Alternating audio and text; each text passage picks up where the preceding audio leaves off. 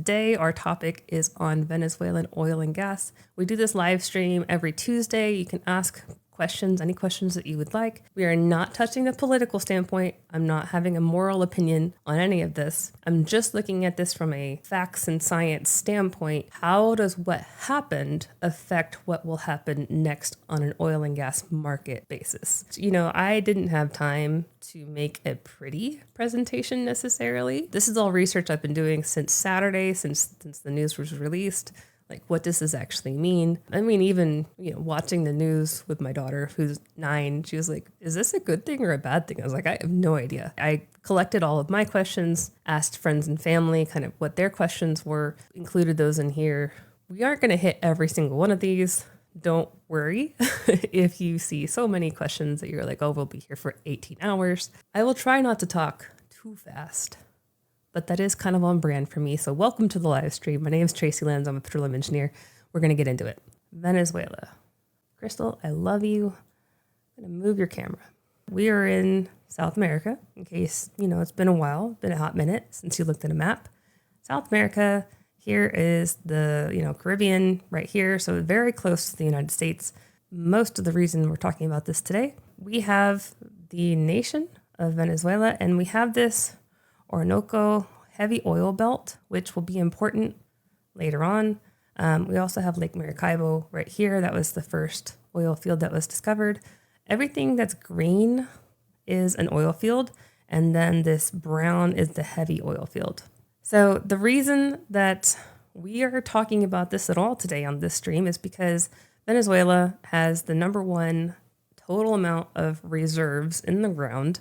And that is what a reserve is. It's oil and gas that's hydrocarbon, that's in the ground still, that is recoverable in some method that is economic today and technically feasible. That is what a reserve is they could go get it out of the ground if they wanted to. My first question was, has it always been this way? Is this real? There's a lot of speculation as to what some of these countries that are less regulated are actually reporting as reserves. It seemed to me like at least there was enough evidence that the amount of reserves they had was at least somewhat factual in nature. Like the USGS had some studies that went over how they got to those numbers, what types of recovery factors they were using, the porosity, permeability.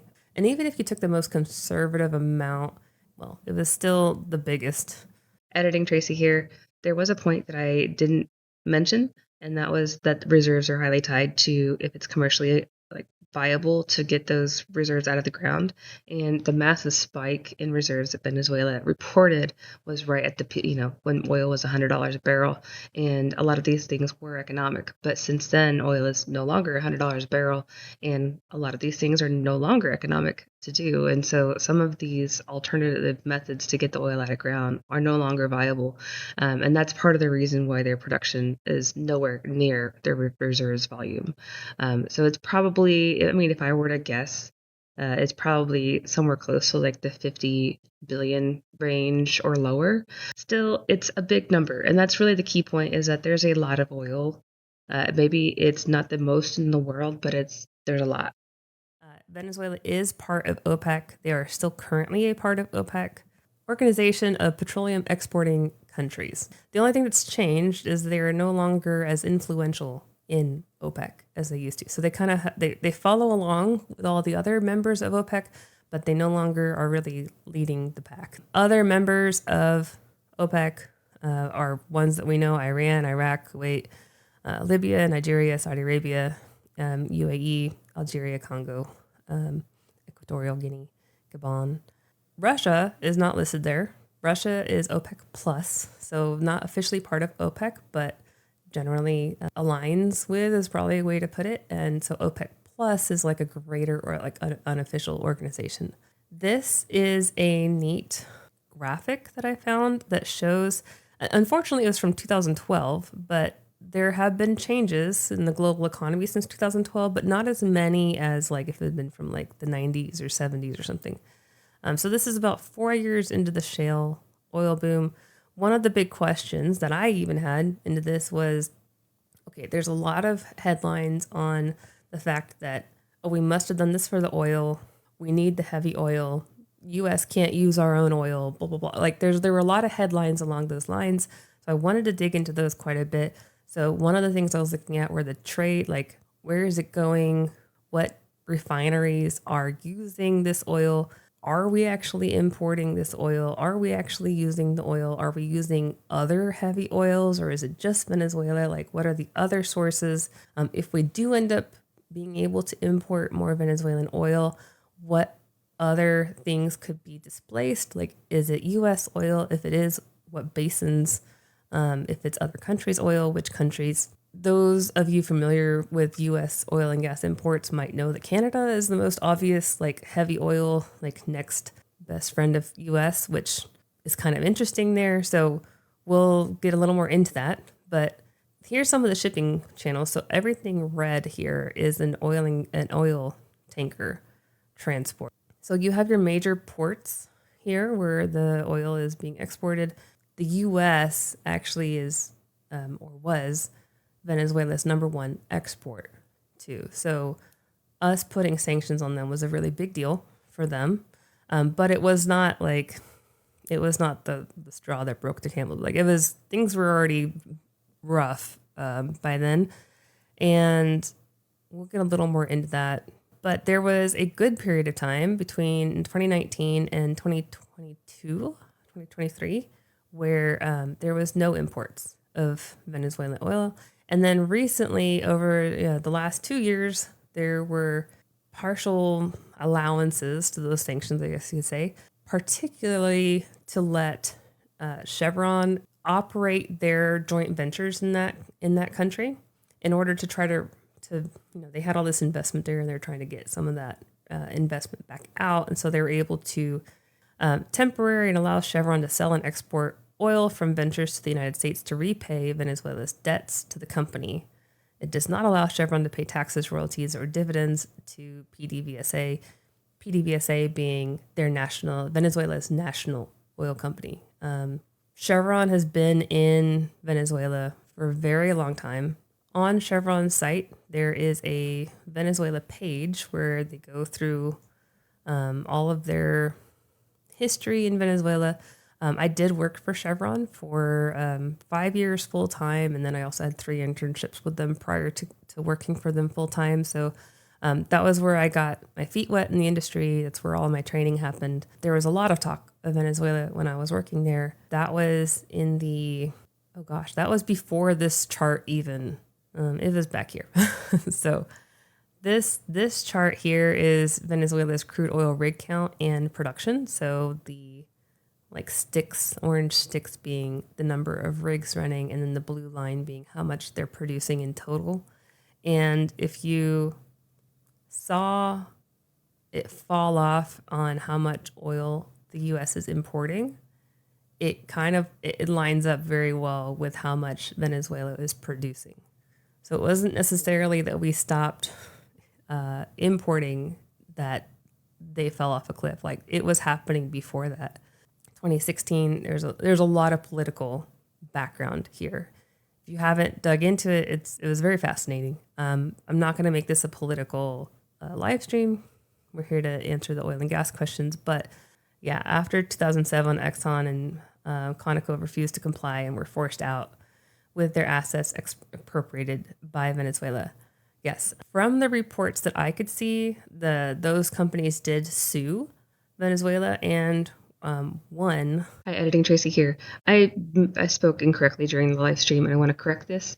I said that the reports I could see were that the companies were paid back of the money they were awarded, and actually that looks to be incorrect.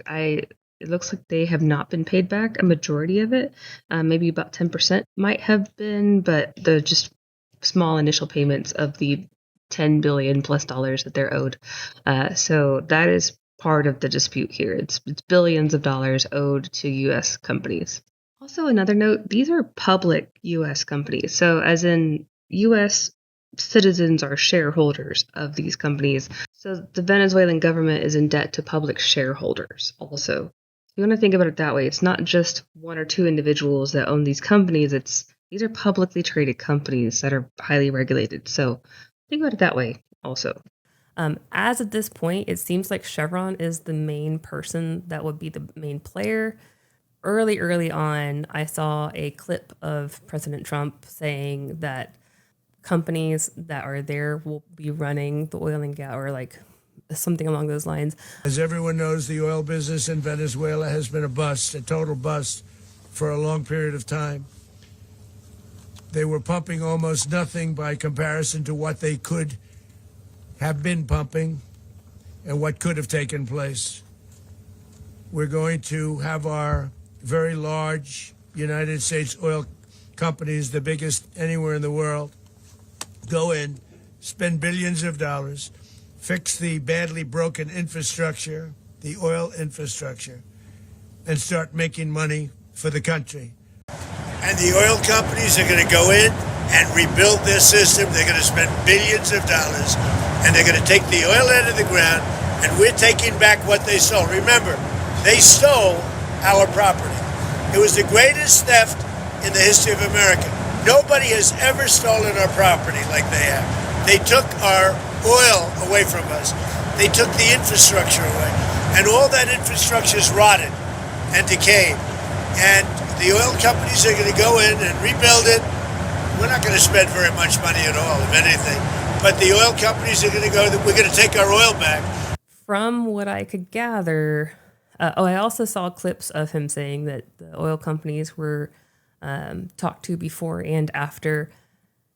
Admittedly, I was watching The Daily Show, I think, when I heard a lot of these things that weren't right. So just heads up there. Yeah, there was a couple clips on there about how like the Congress was not told, but the oil companies were. As far as I could tell, the companies were not consulted before or even like directly after. And at least from this Reuters clip, I mean, all the majors really agree that Chevron is the only one that really makes sense to go, like, to maintain a presence there. They still have a presence there. They're still producing, as we just covered. So last year, looking at the imports that the U.S. made from Venezuela is mostly going to, I mean, it makes sense when you think about it. The CVX, Chevron's Pascagoula refinery, was 25% of the imports. I don't know. That was when it was at the very tail end of the imports there at this range here. I didn't have a chance to go back and check when it was a higher import range, which refineries, but it's primarily the Gulf Coast refineries. Why? So another big news story is that this Venezuelan oil is very heavy and it's very attractive to the U.S. because we can't use our own oil, right? That is one of the headlines I saw predominantly over and over and over again. And yes, it is very heavy. I did not fully grasp how heavy this oil was. I'd heard it was heavy, but it wasn't until researching it that I was like, oh, they mean like heavy. One of the fun things with oil and gas and crude oil in general is that it's more like a spectrum of color and like black and white color. Like if oil is black and gas is white, everything we produce from the ground is more like shades of gray. No analogies are intended with that, so don't take that any further than just color blending analogies. So everything we produce has a mixture of heavy components and light components, different colorings, different additives, not additives, like it's not added by us, it's added by nature. And yes, to a certain extent, the type of oil that we produce here in the United States is, you might not be able to see the fact that that's green, but it is in fact green. And at the bottom, yeah, if I turn it sideways, you can see that is probably water for this particular sample. You do see some heavier things floating around in there. So you can see all that sediment at the bottom. That's partly sediment, partly bubbles, mostly heavier components in sediment that is produced out of the well. And then you have this real clear, like it's like a murky green, but it's like a bad swimming pool green, where if you had enough of it, it would be pretty clear. So that's one oil. Here's another one. Again, kind of like a iced tea consistency. Like, it's really not thick at all. This is really like if you were to go to the gas station, fill up a little bottle with the gas that you pump out, and then like throw some dirt in it. That's kind of the consistency of this stuff here. So this one is oil. I mean, the other two are also, but I would say all of these that I'm showing you are considered light oil. Now, this one is, in case you're curious, all of these bottles here are from Oklahoma. Well, Panhandle. Some of them are Texas Panhandle, but it's pretty much Oklahoma. It's like, one county from the border, if not there. Now, this one is from the Gulf of Mexico. It's from Tahiti. Not the fun place, Tahiti, but the actual platform. And if I shine my camera through here, you can almost see where the actual camera flashlight is. And that is not the bottle being dark. That is the actual oil being dark. And there's dog hair all over the tape around here. I wonder why. At this point, it could be any dog. I've had this quite a while. This is now 21 years old that I've had. How is that even possible? It is from the first well test on one of the Tahiti Green Canyon wells. So, but that's just a selection of like 2 fields. A whole bunch of different colors and types, but all of these oils are very, very liquid. If you notice, none of this stuff is like, this one's pretty heavy, but like, okay, it doesn't really shake anymore, but okay, it is pretty heavy, but it's probably considered a medium at most. It's still pretty light. Now, the oil and gas from Venezuela is like molasses or worse. Really, the most similar thing we have in the U.S. is Canadian oil, and it's from those oil sands in Alberta. Right now, it's where we get a majority of our imports that are heavy is from Canada. So, spoiler alert, my conclusion for all of this, for anyone who's already been here 44 minutes, thanks, man, I could just talk on this stuff way too long, that this was an interesting 2016, mind you, article that kind of pulled it all together in what seems to be my immediate economic impact of this is that it could replace some Canadian oil in our market.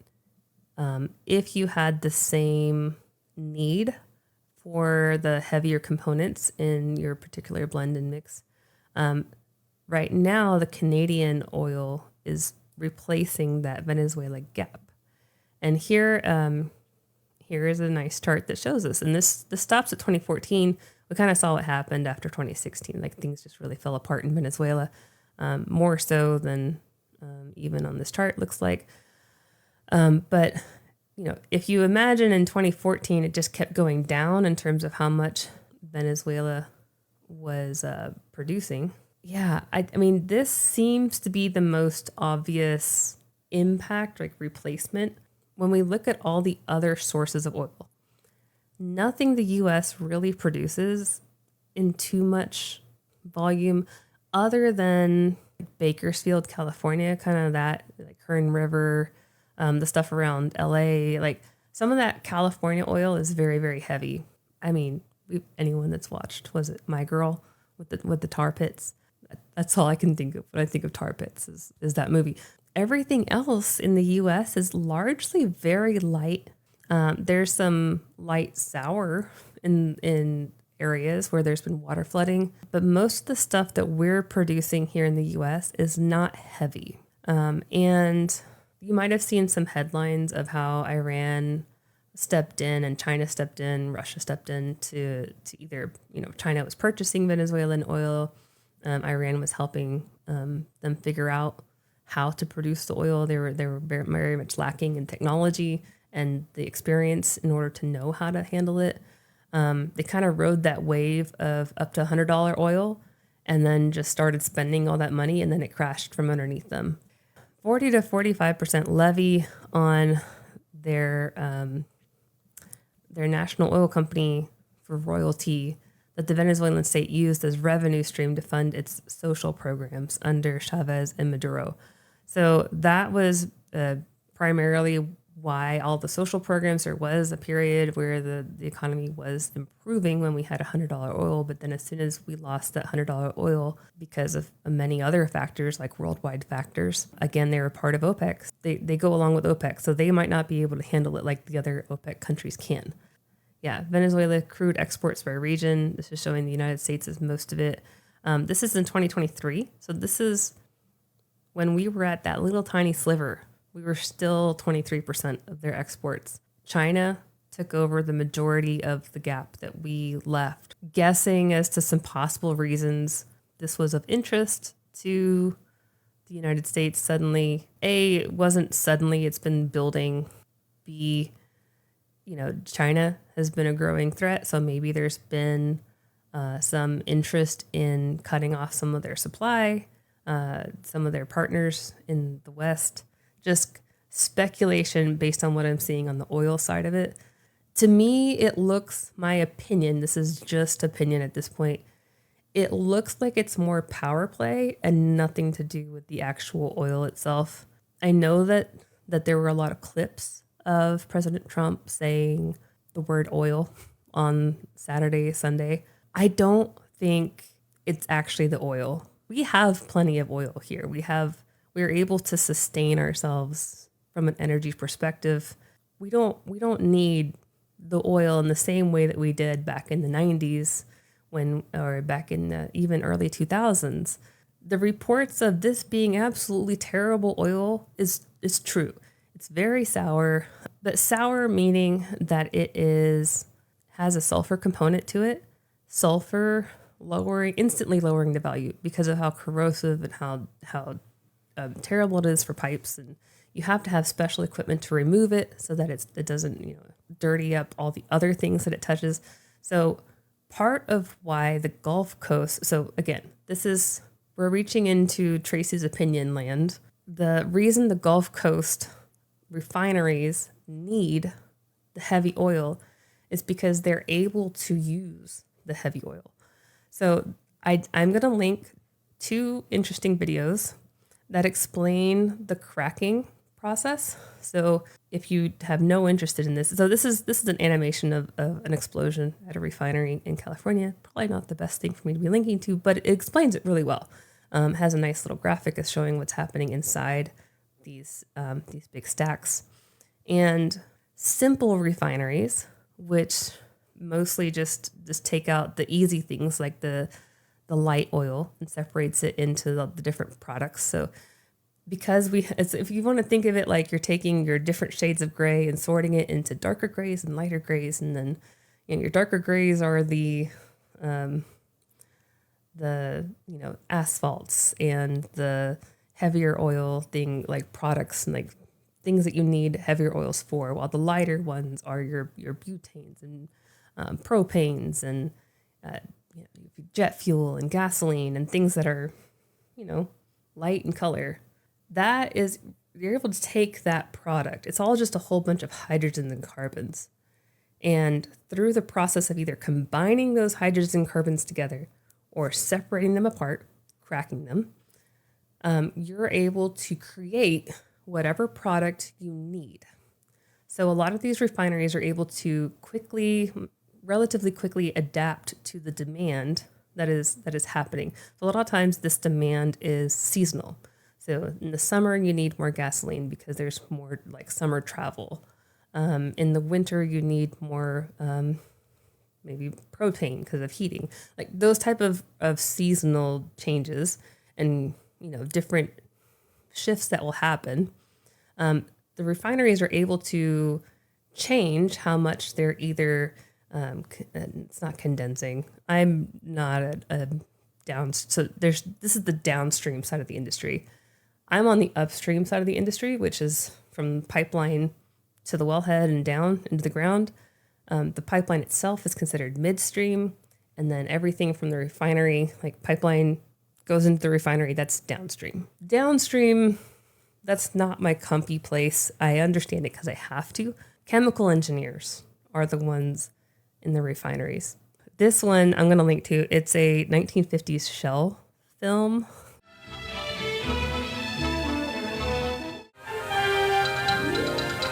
The gasoline fraction can be thought of as the fours. This one goes more into, like, you have your catalyst, which speeds up the reaction and speeds up that breaking and jittering of those molecules that cracks it. And then it goes back into here, and then you have to like scrape that burnt material off, which is the coke. So here's your big, tall distillers that separate as the product cools down. The things that are heavier will turn into liquid first and come off all the different like layers of these distillers. So you'll have your heavier products come off the chutes at the bottom, and you'll see the pipes coming off of these big tall distillers. It seems to me that the reason that the heavy oil is useful is because they're able to get it cheaper because it's really crappy oil to deal with. So there is quite a big discount. I did find I won't mess with my crystal cam. I do have an economics book here that has the quality, like what the banks use for the quality of the oil, both in sulfur and API, to discount it from if you have different APIs or if you have different sulfur contents, like the dollar discount. And if you want to think about maybe like up to 10-20% discount in the price of the oil for like a good oil to this Venezuelan oil. Also, when you have these really heavy oils, it's not that they don't have those lighter components in it. It's just that they are like, it's like a jam-packed stuffed thing of stuffing. If you have ever gotten like those Amazon packages where like it's one giant like teddy bear, but it's packed in this little like condensed ball because they suctioned all the air out of it. That's kind of like what that heavy tar, extremely heavy oil is. You have all these molecules that are really densely packed together because you have these really long chains that tie really closely together. But you have all those hydrogens and carbons there. They're just very tightly packed. And so what you're actually able to do, and here's the best analogy I can come up with, is when they crack these molecules apart, it's kind of like you're releasing that padding and that density, that dense ball of stuffing, and you're letting it expand, and you actually get more oil. Like you can have over 100% produced from a refinery if you're dealing with these really heavy oils. And so it's more of an economics thing. It's not that our refineries can't handle it. It's just that it's really expensive to have all this equipment that's able to do these things. So if you have that, and you're one of the few refineries in the world that can do that, you should be maximizing your profits, because refining is a very difficult industry to make profit in. Again, this is neutral to any carbon emissions, like greenhouse environmental side of it. Neutral to all that. I'm not touching that right now. From an economic standpoint, they should be maximizing, like getting the cheapest oil that they can make the most money from and utilize the equipment that they have, that they're the only ones able to use. And that's why it's useful to have. It's not that our refineries can't process our oil. It's just that they are able to, and so we do. The last refinery I saw built was in 2023, I believe. I wrote it down. It was much more recent than I thought it was, actually. So that was kind of interesting. The bulk of the refining is happening on the Gulf Coast, and that's where those big, expensive, fancy refineries are that can utilize the oil from these heavy, hard-to-process places. The takeaway, I think, if you were, now that we're at 104, if you are an oil and gas mineral owner in the U.S. or an oil and gas investor in U.S. oil, my major takeaway for you is it's not really going to affect things right now. Now, what happens tomorrow? I have no idea. Every day is a new news story. But as for right now, gas, I didn't Nothing that we're talking about today is affecting the gas market. Gas market is its own news thing.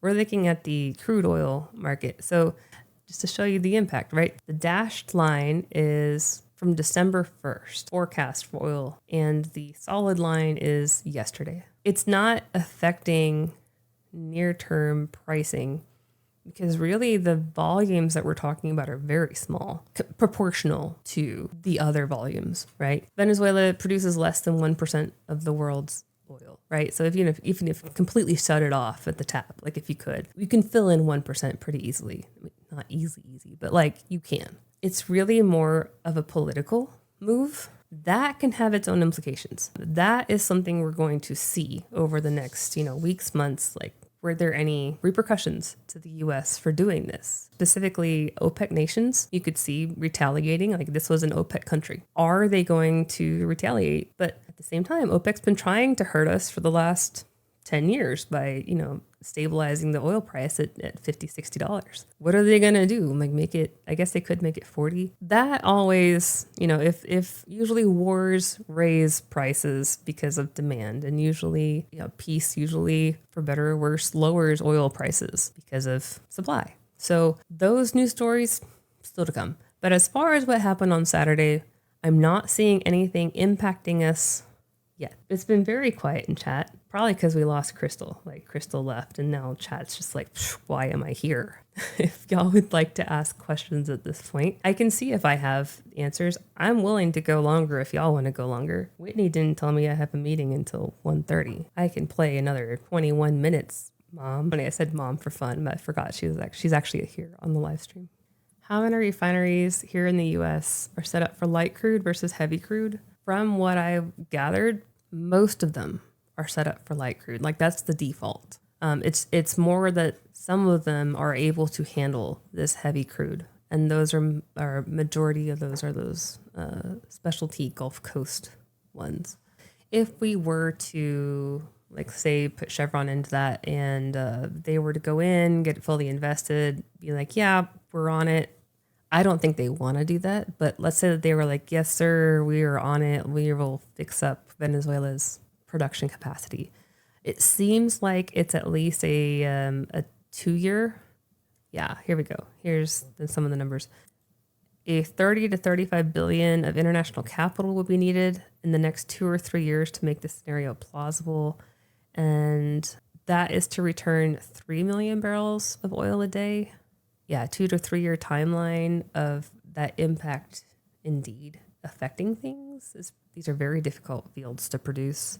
It's corrosive oil. It's hard. I have this is the inside of these pipes that produce like the oil. You have to first heat it up and steam it just to get, you have steam assisted gravity drainage that you try to get it to like melt into another wellbore basically, and then you try to get it up out of the ground before it cools down again. And then you have these asphaltenes it's one of the heavy components in these heavy oils that really hard to keep those asphaltenes from coming out of the liquid and becoming asphalt. And as we all know, asphalt is very hard when it solidifies. And these asphaltenes cause big issues, and you really have to be on top of your like chemical game. Like you're injecting the chemicals, you're circulating the right things, you're keeping the fluid moving appropriately. It takes a lot of knowledge on how to do this, a lot of investment to do it correctly, a lot of upkeep, a lot of maintenance, a lot of intentionality. That's why the know-how from the OPEC countries like Iran have been helpful, because a lot of the OPEC countries have very heavy oil also. Now, I saw very wide ranges of what was considered heavy and what was not. So just keep in mind that there does not seem to be much of consensus when it comes to reporting on what is heavy and light.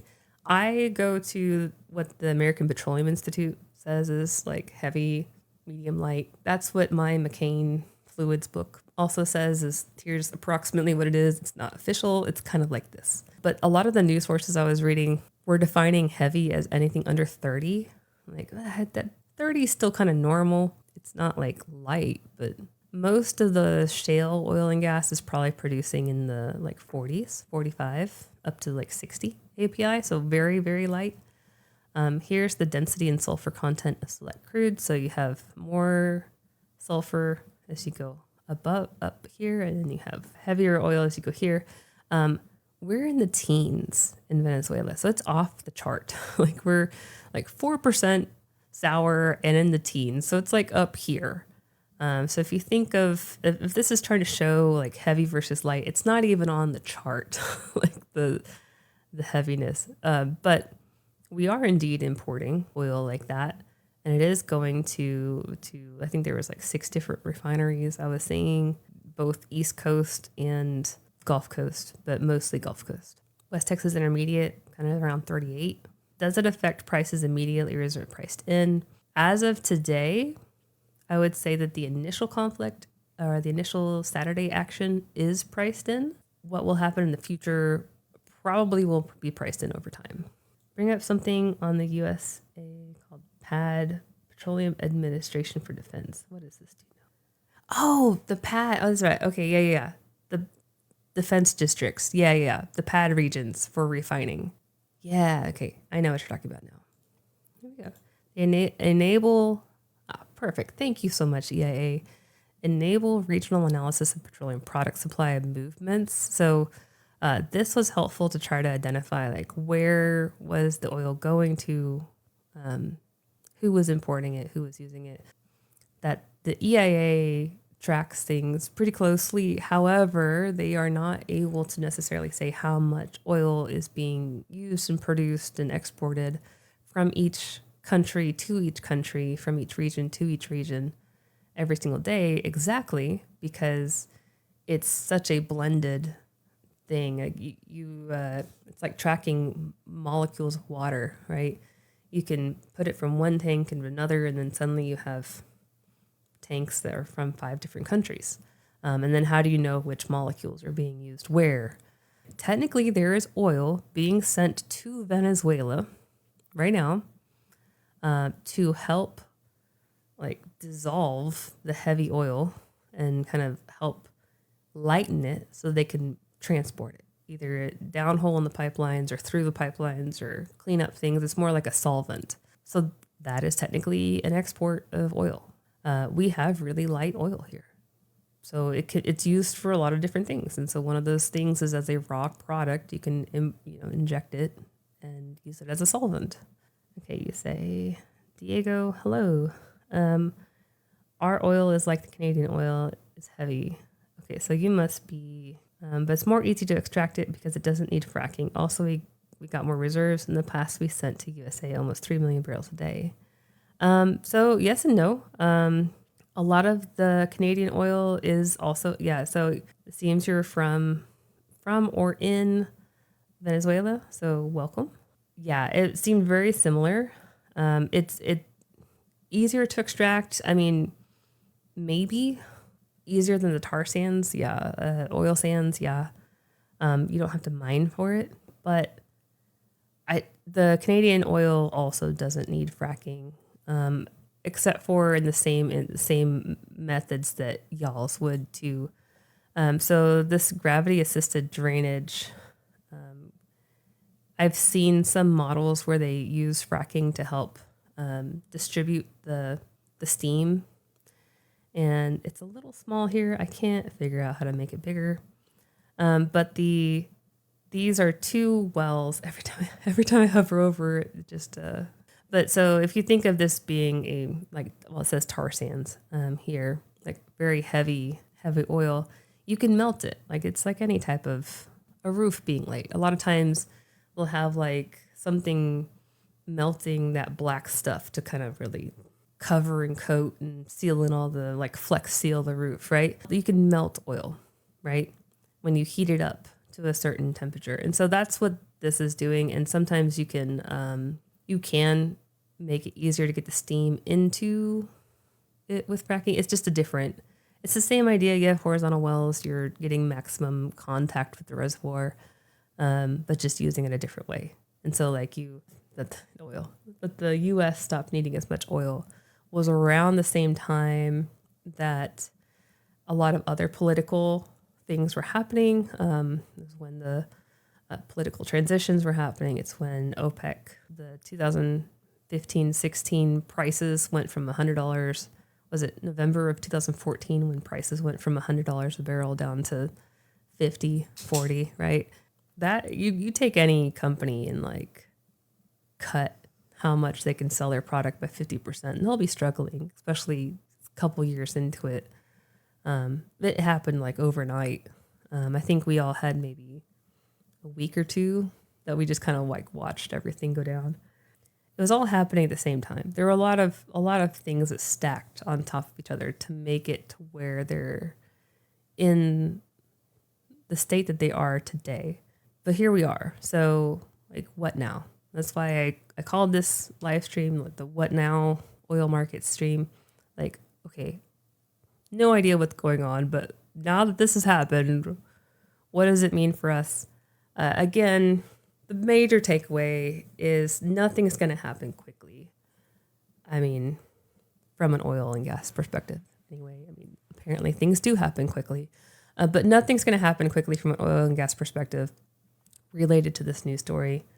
Again, I've said it multiple times, don't overreact to news stories. The only people that get hurt on roller coasters are the ones who jump off. So if you can stay on, if the roller coaster's still moving, try to keep on it.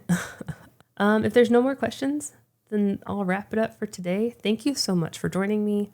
Really enjoyed researching this.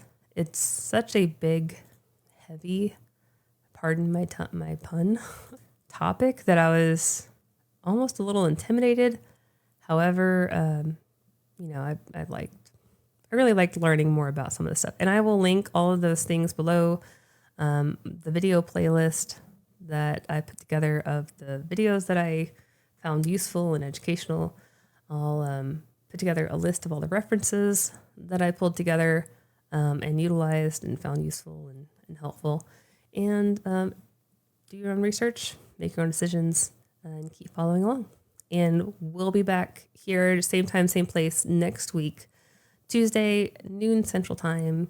My name is Tracy Lenz. I'm a petroleum engineer. I'm the CEO of Pecan Tree. We're an independent oil and gas appraisal firm.